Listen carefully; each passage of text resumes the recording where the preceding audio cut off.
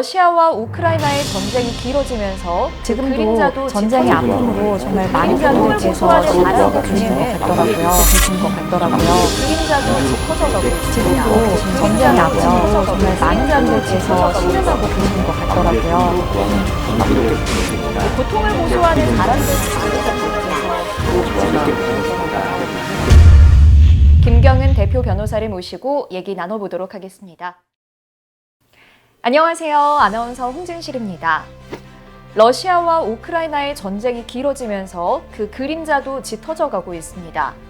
이 고통을 호소하는 사람들 중에는 우리 고려인 동포들도 있는데요. 이러한 고려인 동포들에게 도움을 주고 계시는 법률사무소 이니 김경은 대표 변호사를 모시고 얘기 나눠보도록 하겠습니다. 안녕하세요. 네, 안녕하세요. 반갑습니다. 반갑습니다. 변호사님, 먼저 이 고려인이 어디서부터 시작이 됐는지를 좀 짚고 넘어가야 할 것 같습니다. 좀 이렇게 보시면 됩니다. 그 일제강점기 때 독립운동을 했던 사람들이 있습니다. 그 선조들이 러시아나 이쪽으로 연해주 쪽으로 갔다가 이제 강제 이주를 받게 돼서 그 후손들이 러시아와 중앙아시아 쪽으로 이주를 하게 됩니다. 그 후손들이 지금 이제 고려인이라고 보시면 됩니다. 지금 월곡동에 고려인 마을이 있죠. 그럼 그곳은 어떻게 시작이 됐나요? 이렇게 보시면 됩니다. 이제 그 광주로 이 사람들이 이제 고려인들이 모이기 시작했는데요. 특이하게 광주에서는 자치 조직이 만들어지고요. 고려인들끼리 서로 도와가면서 서로가 자리를 잡아가기 시작했고, 광주와 중앙아시아가 연결이 되기 시작하면서부터 광주의 소문을 듣고 수많은 고려인들이 광주로 오게 됩니다. 그래서 광주에는 현재 7,000명 정도의 고려인들이 모여 사는 고려인 자치 마을이 생기게 된 것입니다. 그러니까 중앙아시아에서 그리고 전국에서 모인 고려인들이 우리 광주 월곡동에 자리를 잡게 됐다 이 말씀이시죠. 그러면 우리 변호사님께서는 어떻게 고려인 마을에 대한 관심을 갖게 되셨나요? 제가 대학교 때 사실은 이제 고려인 중에 한국말을 못하는 분이 상당히 많습니다. 거의 대부분 못한다고 보시면 되는데요. 네. 그래서 그 한국말을 가르치는 공사를 하다 보니까 이 사람들이 한국말도 필요하지만 법률적인 어려움도 많이 겪고 있었습니다. 그래서 그 사람들을 도와야 되겠다는 생각을 하게 됐고, 그래서 여러 가지 이제 여러 공부를 하다가 이제 법 공부를 접하게 돼서 변호사가 된 이후로는 이 사람들에 대한 법률적인 자문과 지원을 도와주는 일들을 하고 있습니다. 그러한 인연으로 20년째 지금 고려인들과 함께 하고 있습니다. 와, 20년째, 그러니까 대학생 시절부터 고려인들과 함께 해오셨다는 말씀이시죠? 젊은 시절을 고려인과 다 함께 했다고 보시면 됩니다. 아, 예. 그러면 현재는 지금 우리 동포들에게 어떤 도움을 주고 계시나요? 현재는 지금 이제 법률적인 지원을 하고 있고요. 그리고 매주 월요일마다 이제 변호사들이 돌아가면서 상담을 하고 있고, 또한 의료인들은 또 이제 일주일에 한 번씩 오셔서 진료를 도와주고 있습니다. 근데 안타깝게도 지금 이제 우크라이나와 러시아 전쟁을 통해서 그 난민들이 광주로 또 모이고 있습니다. 그래서 그분들이 한국 특히 광주로 와서 안전하게 정착을 하고, 그리고 이제 전쟁이 끝날 때까지는 어쨌든 정착을 하고 살아갈 수 있도록 돕는 일들을 하고 있습니다. 그러면 변호사님께서도 언어적인 문제뿐만 아니라 법적인 지원에 요즘 많이 관심을 갖고 계시겠어요? 네, 맞습니다. 그러니까 고려인들이 처음에 이제 왔을 때 비자 문제가 발생할 수 있고요. 그다음에 추후에 정착하는 문제, 임대차 계약 문제, 근로계약 문제 이런 문제에 대해서 집중적으로 지원을 하고 있습니다. 예. 최근 70여 개 시민과 또 종교단체가 모여서 우크라이나 고려인 동포에 대한 이 정부 차원의 긴급 보호를 촉구를 했는데 여기에 대한 답변은 어떤 게 돌아왔나요? 이제 사실은 이제 가장 중요한 부분이 국회에서 법을 만들거나 지방자치단체에서 조례를 만들어서 되는 게 근본적인 해결책인데요. 네. 그 부분에 대해서 이제 촉구를 했고, 그다음에 또 개인적으로 이제 고려인 마을에 있는 고려인들과 함께 기자회견을 했고요. 근데 아직까지는 국회에서 그 관련 법들이 계류 중에 있습니다. 네. 우리 정부도 나름대로 조금 최소한의 그 서류의 절차들을 좀 줄여주는 등의 노력을 하고 있다고는 들었는데 그럼에도 불구하고 어떤 게 문제였을까요? 이렇게 보시면 됩니다.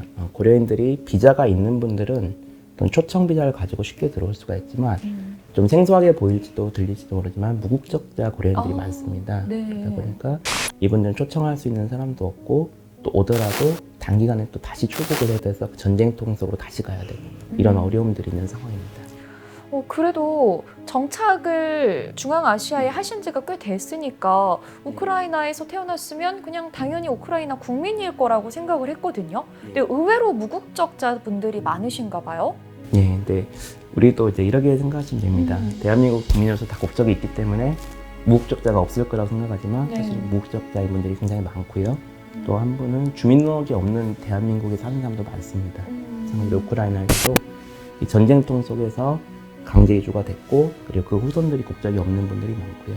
그다음에 생활상으로 여러 가지 생계에 바쁘다 보니까 국적을 취득하지 못한 우크라이나들이 상당수 많은 게 사실입니다. 그러면 이러한 국적이 없는 분들까지 포함해서 포괄적으로 입국을 허용하자라고 지금 주장하고 계시잖아요. 이게 어떤 의미가 있을까요? 이래 보시면 됩니다. 이 사람들은 우리의 동포이고 우리의 한 국민과 똑같은 동포라고 보시면 됩니다. 그래서 국적이 있냐 없냐에 따라서 차별하기보다는 이제 인도적인 차원에서 전쟁의 지금 상황이 지금도 이어지고 있습니다. 그렇기 때문에 포괄적 입국을 허용해서 일단은 정착을 시키고 추후에 그 비자 문제를 해결하는 방향으로 이렇게 하자는 것이 포괄적 입국 허용에 대한 부분이고 국회에 지금 계류 중이고 아직 통과가 되지 못하고 있는 상황입니다. 그러면 우크라이나나 중앙아시아에서 생계도 어려운 분들이 많으시겠지만 또 이제 한국으로 오셔서 여기서 정착하시는 것도 진짜 쉽지 않을 것 같아요. 특히 여성분들, 아이들도 많을 것 같은데 어떤가요? 이분들의 요즘의 생활. 이게 너무 안타까운 부분이 저희가 이제 이분들을 항공권을 보내서 모셔오는 것까지는 할 수 있는데 실제 이곳에서 집을 구하고 직장을 구하고 또 아이들 교육을 시키는 건 굉장히 어려운 문제입니다. 그럴 것 같아요. 특히나 이제 전쟁 트라우마 속에 있는 분들이기 때문에 그 트라우마를 치료를 해야 되고 법률적인 문제를 지원해야 되고 생계를 도와줘야 되는 여러 가지 삼중고에 시달리고 있습니다. 네. 그러면 이분들을 도와줄 수 있는 그 재원은 어떻게 마련이 될까요? 그게 이제 참 좀 안타까운 저희 현실인데요. 지금은 모금 운동을 통해서 돕고 있습니다. 그래서 이제 한 분들이 오시는데 한 100만 원에서 200만 원 정도 항공료가 들어가고요. 정착을 하는데 또 한 2, 300만 원이 들어갑니다. 그래서 이제 지금 제가 7억 이상을 모금을 했는데요. 그래서 700명 정도를 모시고 오면서 전쟁 난민을 모시고 오면서 거의 다 7억 원 정도 소모가 됐고요. 지금 400여 명 정도의 난민이 또 기다리고 있습니다. 그래서 지금 굉장히 이 모금 운동이 열심히 하고 있지만 한계가 지금 이르는 상황입니다. 그러면 이분들을 지금 도와드리는 그 금액들이 뭐 정부나 지자체의 예산이 아니라 순수 100% 후원금으로 이루어지고 있다 이런 말씀이실까요? 네, 그렇게 보시면 됩니다. 근데 정부나 지자체에서 도우려면 법이나 조례가 있어야 도울 수 있기 때문에 지금은 순수한 좀 자발적인 모금으로 돕고 있습니다. 얼마나 많은 분들이 그렇게 모금을 함께 해주셨나요?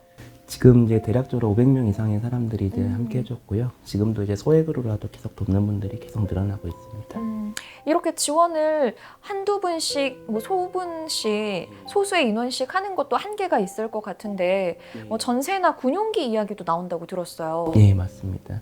그래서 이제 국가적인 차원에서 전세기를 보내서 모시고 오는 방법, 군용기를 태워서 모시고 오는 방법, 그리고 또 정착했을 때 국가적인 차원에서 지원을 하거나 광주시 차원에서 지원하는 방법 이런 부분들이 지금 이제 논의돼야 될 때인 것 같습니다. 네, 이분들이 그러면 한국으로 입국하셔서 광주로 오신 다음은 어떻습니까? 지금 어떻게 지내고 계시는지 너무 걱정이 돼요.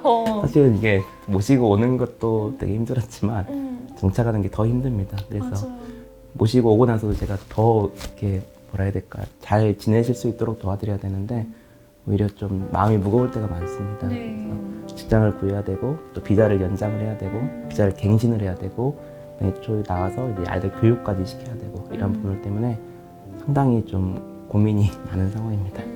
오실 때도 거의 뭐 목숨을 걸고 인생을 걸고 오셨는데 또 여기서 정착하시는 것도 쉽지 않을 것 같습니다. 그러면 한번 오시면 보통 어느 정도 비자가 허용이 되나요? 며칠 정도? 보통은 이제 한 3달 정도 보통 이제 비자를 허용을 받고 그다음에 이제 갱신을 해야 되는데요. 갱신이 안 되면 이제 다시 그 무비자 이제 불법 체류자 신분으로 또 바뀔 수도 있고 추방당할 위험성이 있고 이런 어려움들이 있습니다. 그러면 지금 현재 전쟁 이후에 오신 분들 중에서는 네. 거의 다 비자가 갱신이 돼서 계속 여기 거주하고 계신 거예요? 예. 갱신이 되는 분도 있고 갱신이 안 되시는 분도 있어요. 네, 안타깝네요.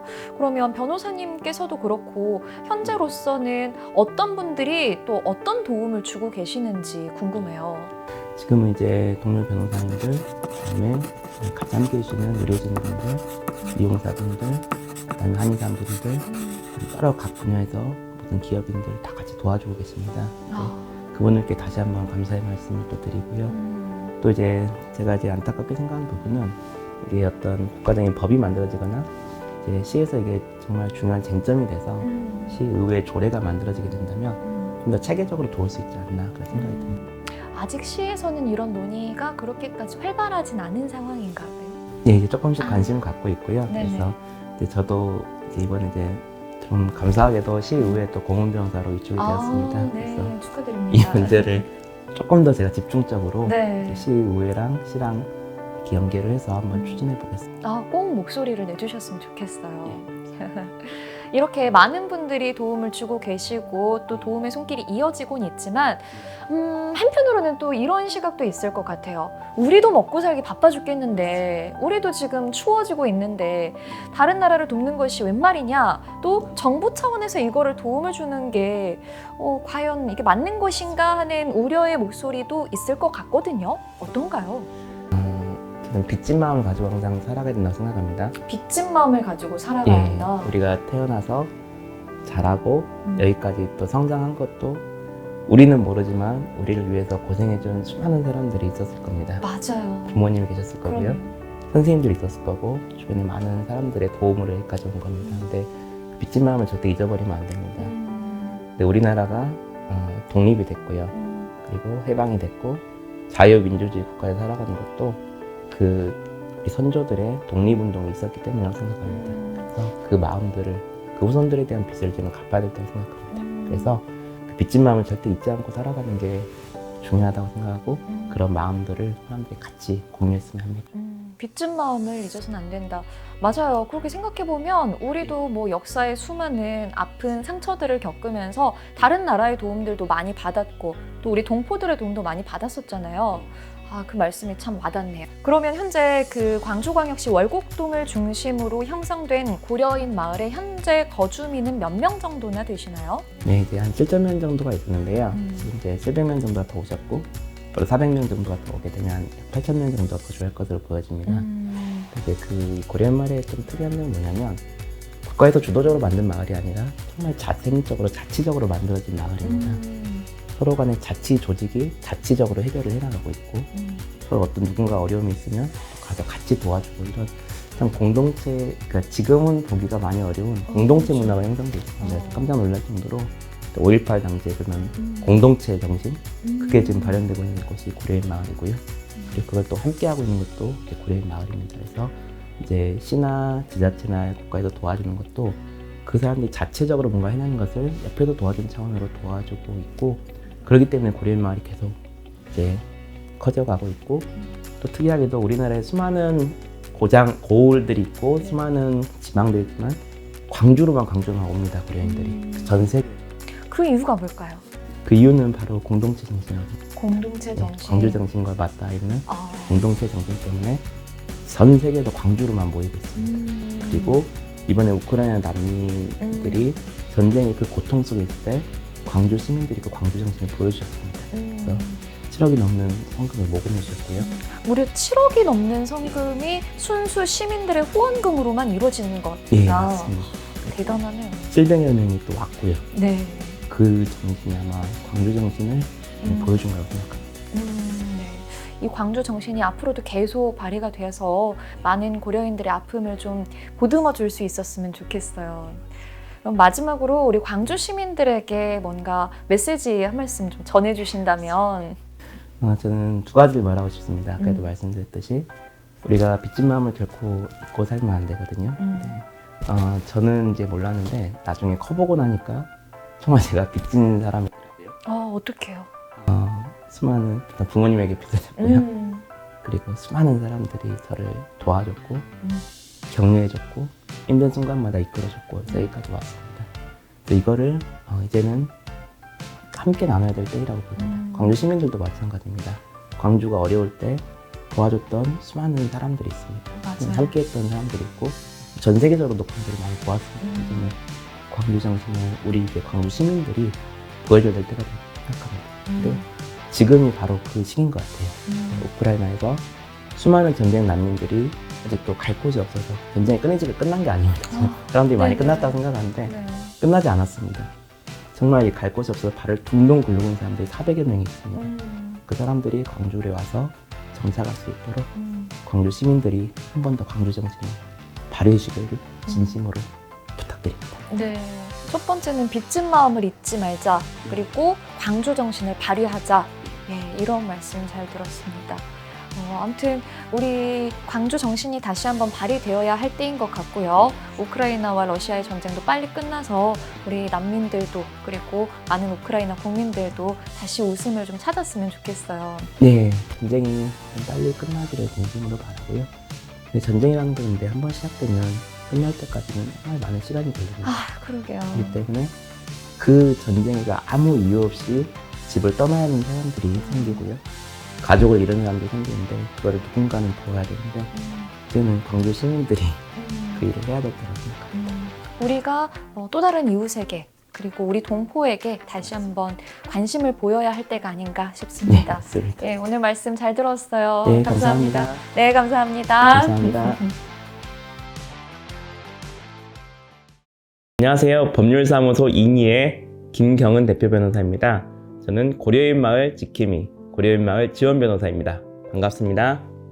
고려인마을은 우리 독립운동을 했던 우리 선조들의 후손들이 모여서 살고 있는 마을이고 지금 많은 우크라이나 난민, 고려인 난민들이 지금 오고 있습니다.